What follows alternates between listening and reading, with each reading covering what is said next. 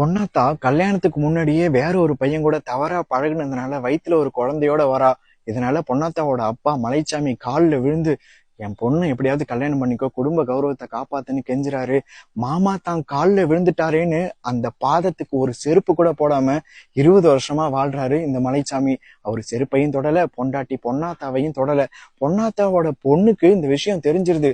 அப்பாவா இல்லாட்டியும் அப்பாவை விட நல்லா பாத்துக்கிட்டாரே அப்படின்னு சொல்லி அவரு காலில் விழுந்து இடுப்புல குழந்தைய தூக்கி வச்சுக்கிட்டா கூட இறக்கி வைக்கிற உலகம் இது. இத்தனை வருஷமா மனசுல இவ்வளவு கஷ்டத்தை சுமந்துட்டு இருக்கேன்னு அழுவுறா. பெக்காத பொண்ணை பெத்த பொண்ணு மாதிரி வளர்த்ததுலயும் சரி, பொண்டாட்டி எச்சி தட்டுல இருக்கிற தண்ணியை மேல எடுத்து ஊத்தினாலும் கையில அருவாவே இருந்தாலும் அமைதியா போனதுலயும் சரி, இந்த குயில் பொண்ணு ஒரு தடவை என் முந்தானிய புடின்னு சொன்னப்போ அதை பிடிக்காம இருந்ததுலயும் சரி, அவர் எவ்வளவு பெரிய மனுஷன் அப்படிங்கிறது நமக்கு புரிஞ்சிருக்கும். இப்பேற்பட்ட மனுஷனுக்கு மானம் போயிடக்கூடாதுன்னு இந்த குயில் பொண்ணு ஒரு கொலை பண்ணிட்டு ஜெயிலுக்கு போக ரெடி ஆயிட்டா. மலைச்சாமி இங்க நிக்கிறாரு, கையில ஒரு மூட்டை. அந்த மூட்டையை இறக்கி வச்சிடறா. இப்ப மனசுல ஒரு மூட்டை இருக்கு கஷ்டம்னு, அதை 3 துளி கண்ணீரா அவனோட காலில் இறக்கி வச்சுட்டு காலுக்கு பக்கத்துலயே அந்த கருகமணியையும் போட்டுட்டு அவ போயிடுறா.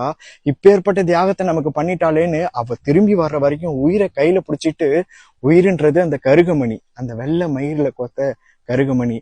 யமனோட பாச கயிறு கூட இந்த வெள்ளை மயிர் இருக்குல்ல, அது முன்னாடி தோத்து போயிடுச்சு. அந்த மலைச்சாமியோட பொண்டாட்டி பொண்ணு பேரன் 3 பேரு வந்தப்பவும் மலைச்சாமி கண்ணை திறந்து பார்க்கல, படுக்கையில இருக்காரு. ஆனா 3 சொட்டு கண்ணீர் மறுபடியும் விழுது அவரோட கையில. அப்ப கண்ணை திறந்து பாக்குறாரு. அந்த கருகமணியை எடுத்து அந்த உயிரை அந்த பொண்ணுக்கு கையில கொடுத்துறாரு, குயிலிக்கு. அந்த குயில் அந்த கருகமணியை வாங்கிட்டு அவர் செத்ததுக்கு அப்புறம் இந்த பொண்ணும் செத்துடுறா. கூடவே இருக்கிறவங்க எல்லாம் பொண்டாட்டி ஆயிட முடியாது. உடல் கூடு இருக்குல்ல, இதை விட்டு உயிர் பிரியும் போது எவ ஒருத்தியோட நினப்பு உள்ள இருக்கோ அவதான் பொண்டாட்டி. இப்போ இதுக்கு முன்னாடி ஒரு வீடியோ போட்டேன்ல, பார்ட் 1, அதுல நான் சொன்னேன் எது தப்பு எது கரெக்ட்னு. உங்களுக்கு புரிஞ்சிருக்கும் பொன்னாத்தாவா இல்ல குயிலான்னு.